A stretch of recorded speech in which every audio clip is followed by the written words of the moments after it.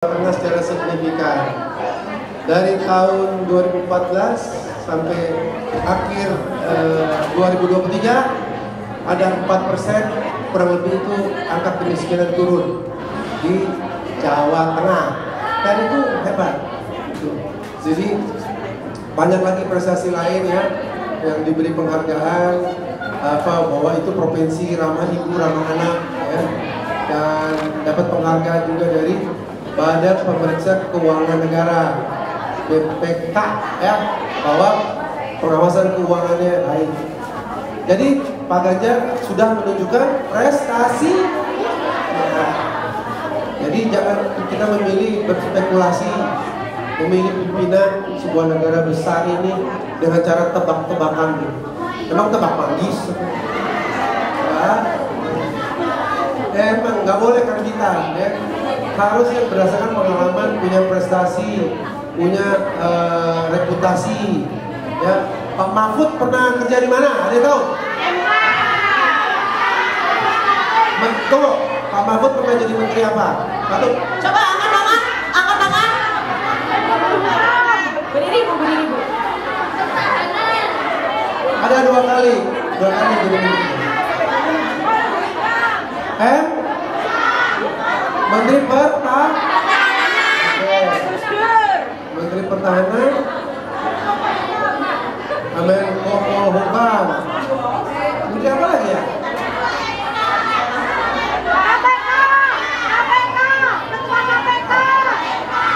Ya, Ketua Mahkamah Konstitusi.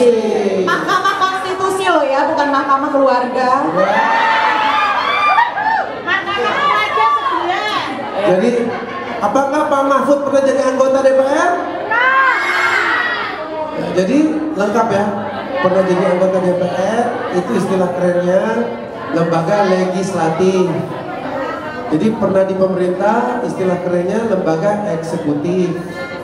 Kalau di lembaga peradilan namanya yudikatif. Pak Mahfud sudah pernah di ketiga-tiganya. Ya, jadi jangan kita pilih orang-orang yang berpengalaman dan spekulasi kita ya, gitu ya. Jadi Pak Ganjar dan Pak Mahfud adalah calon-calon pimpinan yang secara nalar, secara apa ya, kita logika kita aja lah, itu punya kapabilitas, punya catatan reputasi, tidak pernah kena masalah hak asasi manusia, tidak kena korupsi, ya kan? Tidak kena masalah-masalah yang lain. Coba aja dilihat rekam jejaknya. Betul. Ya. Jadi kalau kita pilih pimpinan, lihat rekam jejaknya ya. Yang baik. Mereka orang yang bersih, dan satu tadi yang dikatakan merakyat. Merakyat. Kenapa merakyat? Ya karena mereka pernah jadi rakyat biasa. Betul. Mereka pernah Dari rakyat untuk rakyat. Selamat datang yang kita tunggu-tunggu, Wakil Ketua TPN Bang Mohtar bin Hamid. Selamat datang, terima kasih. Selamat datang. Pak Mustar yang mesti jelasin nih sebenarnya nanti. Lagi ya tambahin ya tentang Pak Ganjar, Pak Mahfud. Pak Mustar mau sapa sedikit tuh? Ya. Faktor U.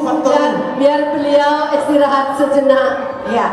Mungkin sambil menunggu kita ngobrol sedikit lagi ya, Bang Once ya.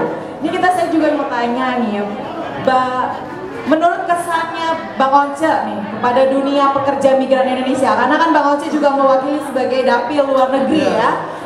Apa sih Bang Once sekiranya yang ingin Bang Once lakukan untuk teman-teman pekerja migran Indonesia di luar negeri? Terima kasih. Jadi memang orang sering berkata bahwa pekerja migran Indonesia adalah pahlawan devisa. Betul. Karena tepuk tangan semua. Banyak keluarga, banyak pihak, banyak orang lagi yang mendapatkan keuntungan daripada pekerjaan-pekerjaan baik yang dilakukan oleh saudara-saudara sekalian di luar negeri ya, termasuk juga di Hong Kong. Yang perlu dilakukan oleh negara dan pemerintah adalah terus melakukan pertama perlindungan yang maksimal. Betul ya, harus. Kenapa? Karena politik negara dalam hal manusia adalah memang perlindungan maksimal. Siapapun warga negara Indonesia yang di luar negeri berhak mendapatkan perlindungan yang maksimal. Apakah dia masuk di sini secara formal maupun bagaimana caranya? Negara akan mencari cara supaya melindungi secara maksimal. Terima kasih. Nah, yang kedua, bagaimana supaya jalur masuk dalam mendapatkan pekerjaan di luar negeri, termasuk dengan yang tadi, adalah jalur masuk yang benar, yang baik. Artinya bisa diawasi ya, harus yang legal, ya, dari orang-orang perusahaan-perusahaan yang bertanggung jawab dengan mendapatkan izin dari negara, dari pemerintah. Supaya apa? Supaya itu juga ada keamanan dari teman-teman yang bekerja di sini, sehingga pekerjaan itu adalah pekerjaan yang sesuai dengan yang sudah direncanakan. Betul. Ya, pekerjaan yang didapatkan adalah pekerjaan yang sesuai dengan direncanakan, di penempatannya juga sesuai tempatnya, gajinya juga sesuai yang kurang lebih dibayangkan, diperjanjikan, bukan tiba-tiba datang tiba-tiba dikasih pekerjaan yang lain, ditaruh di tempat yang berbeda, tidak dikasih gaji yang selayaknya, bahkan tidak dibayar. Ya, pekerjaannya juga terlindungi dan sebagainya, termasuk juga soal cuti. Soal juga hak untuk membawa pulang barang ya. Barang, demikian juga uang ya, sejumlah uang, dan tentu bagaimana yang terakhir teman-teman, saudara-saudara semua mengembangkan kehidupannya setelah berhenti menjadi pekerja migran. Betul sekali nih Bang. Bagaimana pengembangannya nantinya? Jadi Purna PMI juga, dan juga nggak hanya di Hong Kong ya, Bang Once ya, tapi yang ada di Taiwan atau di seluruh negara yang ada penempatannya para pekerja migran Indonesia, yang difokuskan adalah untuk memberdayakan Purna PMI Hong Kong, Bang Once ya. Ini adalah sebuah PR besar ya Mbak Nini, sampai detik ini juga, dan semoga Bang Once juga bisa mengangkat seperti itu, bagaimana pemberdayaan Purna pekerja migran Indonesia setelah kembali ke negara Indonesia. Karena yang kita tahu bahwa kalau teman-teman masih di negara penempatan, mereka masih punya gaji Bang Once, ya, masih bisa menafkahi keluarga di rumah. Tetapi ketika kembali sudah memutuskan untuk saya nggak mau lagi dilanjut di sini, saya mau pulang. Itulah tugas negara untuk memberdayakan para Purna pekerja migran Indonesia, Bang Once. Dan satu lagi mungkin permasalahan yang ada di sini itu adalah mayoritas teman-teman itu kadang ngomongnya kita takut untuk pulang ke negara sendiri. Betul. Karena apa? Karena saat kita di bandara kita selalu saja mendapati pungli-pungli yang semua itu sebenarnya jangan harus ada lagi. Memang mayoritas di sini kita takut untuk pulang ke negara sendiri. Betul. Di pungli-pungli yang ada di bandara ya teman-teman. Kami mohon semoga Bang Once bisa memberikan solusi untuk kita semua. Bang Once banyak Bang Once. Ya, pungli ya. Iya. Memang pungli ini masalahnya dari dulu. Betul. Sulit sekali. Betul sekali. Pungutan liar ya. Iya. Pungutan liar. Pada dasarnya namanya pungli, namanya juga liar, sebetulnya berarti tidak berdasarkan hukum dan aturan. Betul.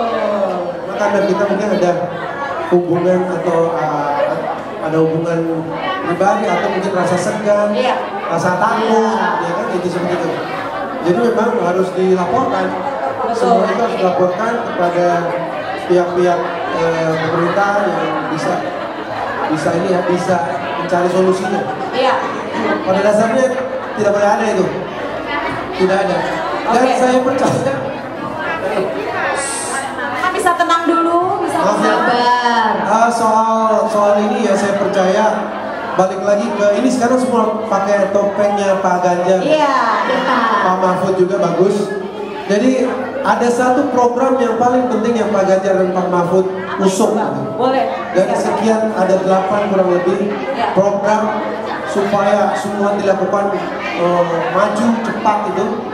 Program pertama dari semua program paling pertama adalah manusia Indonesia yang unggul, manusia Indonesia yang mandiri, manusia Indonesia yang berkepribadian. Jadi yang diberi perhatian itu masing-masing kita. Iya. Bagaimana misalnya konteksnya tenaga kerja Indonesia, SDM-nya bisa lebih berdaya. Betul. Kalau dari sini ada sejumlah uang mungkin yang masih bisa ditabung kan? Iya. Pemerintah juga beri fasilitas pinjaman dengan bunga ringan. Iya. Kemudian untuk berusaha di sana dan bagaimana meningkatkan kemampuan masing-masing. Betul.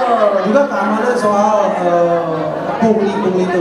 Karena agenda daripada Pak Ganjar, Pak Mahfud, salah satu dari 8 itu adalah pembangunan hukum, kepastian hukum, perlindungan yang maksimal sesuai aturan kepada semua masyarakat.